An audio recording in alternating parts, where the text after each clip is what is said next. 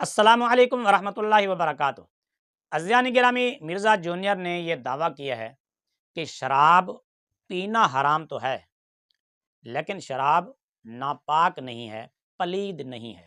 طریقے سے شراب پینا حرام ہے، لیکن شراب جو ہے وہ ناپاک نہیں ہے۔ ہو سکتا ہے مرزا جونیئر سمیت اس کے تمام فالورز اور سٹوڈنٹس یہ کہیں کہ جی یہ کلپ کاٹا گیا ہے، پوری بات سناؤ۔ آپ نے ایک ویڈیو میں بولا تھا شراب پینا حرام ہے لیکن شراب ناپاک نہیں۔ ہاں جی، وہ شراب اس اعتبار سے ناپاک نہیں کہ کپڑوں پر لگ جائے، تو جو یہ کہہ رہے ہیں ناپاک ہے، دلیل اس نے پیش کرنی ہے۔ بہتا ہوا لہو بھی پینا حرام ہے، کپڑوں کو لگ جائے تو پاک ہے۔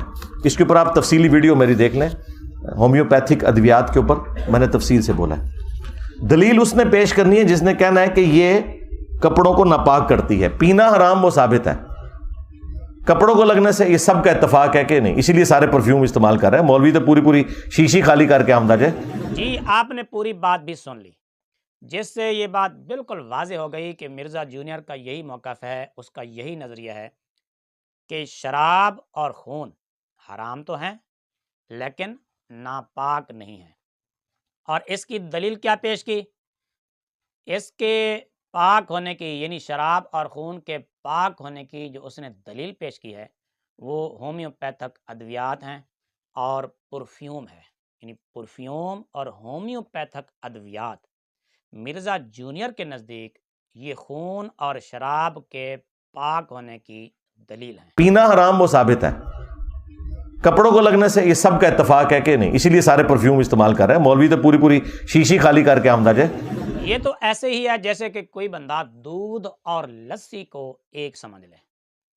کوئی بندہ کہے کہ دودھ اور لسی ایک ہی ہے، جو حکم دودھ کا ہے وہی حکم لسی کا ہے۔ تو اسی طرح شراب اور خون، ہومیوپیتھک ادویات اور پرفیوم کا ایک حکم بتانا اور ان کو ایک ہی کیٹیگری میں شمار کرنا، میرے خیال میں تو ایسے بندے کو جو اس طرح کا دعویٰ کرے کہ شراب، خون، ہومیوپیتھک ادویات اور پرفیوم جو ایک سمجھے، اس کو اپنا کوئی نہ کوئی علاج کروانا چاہیے۔ اب ہم قرآن شریف سے دیکھتے ہیں کہ قرآن مجید خون اور شراب کو کیا کہتا ہے۔ سورۃ المائدہ کی آیت نمبر 90 اور سورۃ الانعام کی آیت نمبر 145 میں شراب اور خون کو رجس کہا گیا ہے۔ رجس یعنی نجس، پلید، ناپاک۔ قرآن مجید بالکل واضح اور صاف لفظوں میں شراب اور خون کو ناپاک اور پلید کہہ رہا ہے، جبکہ مرزا جونیئر بضد ہے، وہ کہتا ہے نہیں جی شراب اور خون یہ پاک ہیں، یہ ناپاک نہیں ہیں۔ شراب پینا حرام ہے لیکن شراب جو ہے وہ ناپاک نہیں ہے۔ پینا حرام وہ ثابت ہے، کپڑوں کو لگنے سے یہ سب کا اتفاق ہے کہ نہیں، اسی لیے سارے پرفیوم استعمال کر رہے ہیں۔ مولوی تو پوری شیشی خالی کر کے آمدہ جائے۔ ہم چند ایک تراجم انشاءاللہ آپ کو دکھائیں گے جس سے یہ بات واضح ہو جائے گی کہ خون اور شراب یہ ناپاک ہیں، پاک نہیں ہیں۔ اور ایک اعتراض مزید ہوگا، اس کا بھی انشاءاللہ ہم جواب دیں گے۔ یہ سورۃ المائدہ کی آیت نمبر 90 آپ نکالیں اگر آپ کے پاس یہ ترجمہ ہے تو، مولانا شاہ رفیع الدین صاحب کا اور نواب وحید الزمان صاحب کا۔ انہوں نے رجس کا جو ترجمہ کیا ہے، کہتے ہیں کہ اور تیر فال کے ناپاک ہیں، یہ ایک ترجمہ تھا۔ اب دوسرا ترجمہ بھی سن لیے، یہ سب پلید ہیں، یعنی رجس کا معنی ناپاک اور پلید۔ یہ دو حوالے ہو گئے قرآن مجید سے۔ میں نے آپ کو ترجمہ دکھا دیا کہ قرآن مجید میں رجس کا معنی ناپاک ہے۔ شراب پینا حرام ہے لیکن شراب جو ہے وہ ناپاک نہیں ہے۔ یہ ترجمہ مولانا اشرف علی صاحب کا ہے، انہوں نے بھی رجس کا معنی ناپاک ہی لکھا ہے، فَإِنَّهُ رجس، کیونکہ وہ بالکل ناپاک ہے۔ سورۃ الانعام کی آیت نمبر 145 میں انہوں نے خون کو ناپاک کہا ہے۔ مولانا اشرف علی صاحب کا جو ترجمہ ہے اس میں انہوں نے رجس کا معنی ناپاک لکھا ہے۔ اور یہ ایک اور ترجمہ ہے مولانا مفتی محمد شفیع صاحب کا، معارف القرآن کے نام سے تفسیر بھی ہے اس کے ساتھ۔ سورہ توبہ کی آیت نمبر 95 کے تحت اس کا ترجمہ کرتے ہوئے مولانا محمد شفیع صاحب لکھتے ہیں فَأَعْرِضُوا عَنْهُمْ إِنَّهُمْ رِجْسٌ، کہ بے شک وہ پلید لوگ ہیں، یعنی رجس کا معنی پلید کہا گیا ہے معارف القرآن میں۔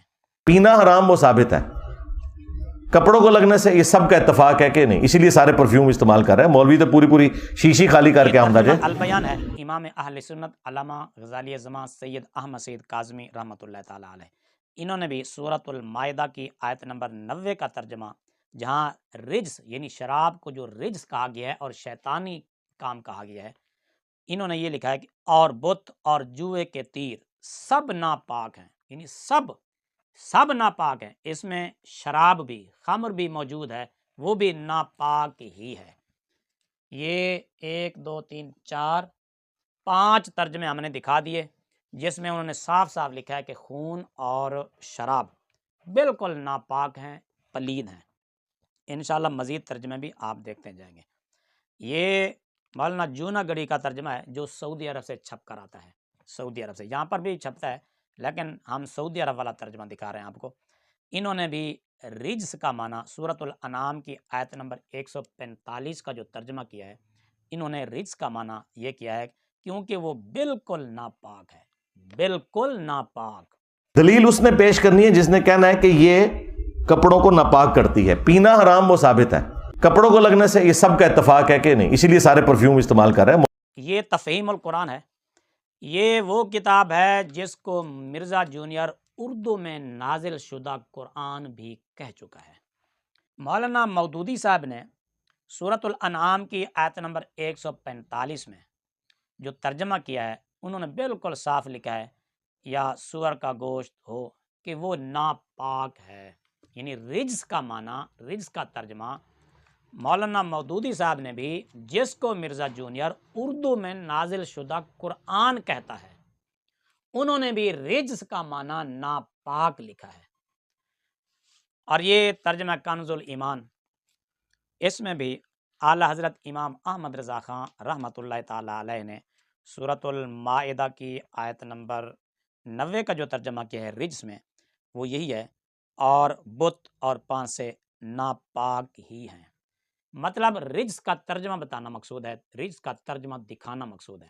تمام مترجمین تقریباً رجس کا معنی ناپاک اور پلید ہی لکھ رہے ہیں، اور یہ تبیان القرآن ہے، علامہ غلام رسول سعیدی رحمۃ اللہ تعالیٰ علیہ نے بھی رجس کا معنی ناپاک ہی لکھا ہے، جبکہ قرآن شریف خون اور شراب کو رجس کہہ رہا ہے، رجس یعنی ناپاک۔ اور مرزا جونیئر ہے کہ ماننے کے لیے تیاری نہیں ہے، وہ کہتا ہے کہ شراب اور خون یہ حرام تو ہیں، یعنی کھانا پینا تو ان کو حرام ہے، لیکن اگر کسی چیز پر لگ جائیں تو وہ چیز ناپاک نہیں ہوگی۔ انشاءاللہ آگے میں ایک سوال کا جواب بھی دوں گا، وہ آپ نے ضرور سننا ہے۔ اگر آپ قرآن کی تفاسیر اٹھا کر دیکھ لیں تو اس میں بھی آپ کو رجس کا معنی نجس ہی ملے گا، یعنی ناپاک، پلید۔ حوالے تو بہت سارے دکھائے جا سکتے ہیں، مگر مثال کے طور پر میں صرف ایک حوالے پر اکتفا کر رہا ہوں، یہ تفسیر خازن ہے، اس کے حاشیے پر ہے تفسیر مدارک التنزیل و حقائق التاویل، علامہ نصفی علیہ الرحمہ کی، وہ سورۃ المائدہ کی آیت نمبر 90 میں جو ترجمہ لکھتے ہیں، انہوں نے بھی رجس کا معنی نجس ہی لکھا ہے، خبیث، نجس۔ تو میرے عزیزوں، بزرگوں، دوستوں، ایک چیز کو قرآن پاک بالکل واضح اور صاف لفظوں میں پلید اور ناپاک کہہ رہا ہے، تو مرزا جونیئر کہتا ہے کہ نہیں، وہ کھانا پینا تو حرام ہے ان کا، شراب اور خون کا، لیکن اگر کپڑے کو لگ جائیں تو کپڑا ناپاک نہیں ہوتا۔ پھر ساتھ یہ بھی کہتا ہے کہ دلیل وہ پیش کرے جو ان کو ناپاک کہتا ہے۔ ہم نے الحمدللہ ایک نہیں بلکہ کئی، 1 2 3 4 5 6 7 8 9 10 حوالے پیش کیے ہیں جس میں نجس کا معنی پلید اور ناپاک لکھا گیا ہے۔ یہ تمام مترجمین نے، اس میں کئی ترجمے ایسے بھی ہیں جو مرزا جونیئر کے ممدوح مترجمین کے ہیں، اور مرزا جونیئر ان کو اردو میں نازل شدہ قرآن بھی کہہ چکا ہے، انہوں نے بھی رجس کا معنی ناپاک لکھا ہے، پلید لکھا ہے، اور قرآن شراب اور خون کو ناپاک اور پلید کہہ رہا ہے۔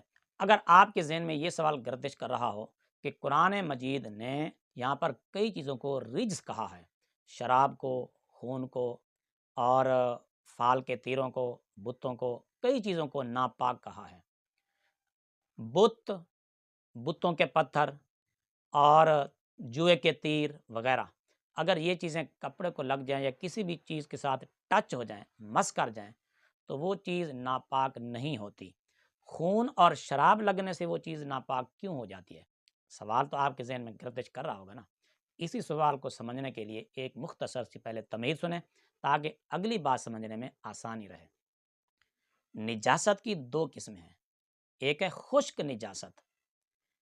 खुश्क निजासत जिस तरह मसलन यहाँ पर कुरान पाक में बुतों को और जुए के तीरों को, फाल के तीरों को नजस कहा गया है, पलीद कहा गया है। अगर वो तीर कपड़े पर लग जाए, कपड़े के साथ मस हो जाए, कपड़े से टच हो जाए, कपड़ा पलीद नहीं होगा।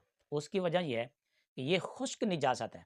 जिस तरह खुश्क गोबर हो, खुश्क पाखाना हो, अगर वो किसी कपड़े पर लग जाए तो वो कपड़ा नापाक नहीं होगा, इसलिए कि जिस चीज़ के साथ वो खुश्क निजासत लगी है, नजस चीज़ लगी है, वो उस दूसरी चीज़ में हुलूल नहीं करती, उसके अंदर जज्ब नहीं होती, जिसकी वजह से दूसरी चीज़ नापाक नहीं होती।